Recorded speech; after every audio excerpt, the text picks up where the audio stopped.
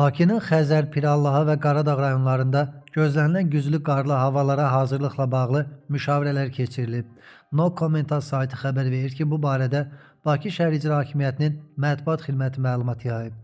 Müşavirələrdə rayon icra hakimiyyətlərində qışa hazırlıqla bağlı yaradılan qərargahlar, kommunal və təsərrüfat xidmətləri və aidiyyatı təşkilatların rəhbərləri qarlı günlərdə üzərlərinə düşən vəzifələrin tam şəkildə yerinə yetirilməsi üçün hazır olmalıdırlar.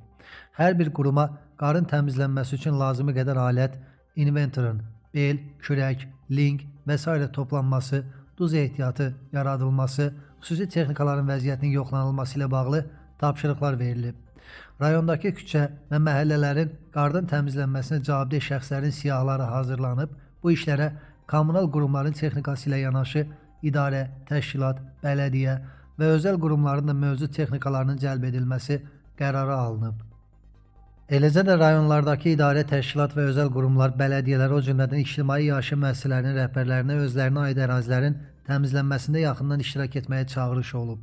Müşavirələrin əsas məqsədi rayon xidmətlərinin soyuq qışa, xüsusilə güclü qar yağmasına hazırlığın vəziyyətinin araşdırılması, bu zaman görülməsi, zəruri olan işlər müzakirəsidir.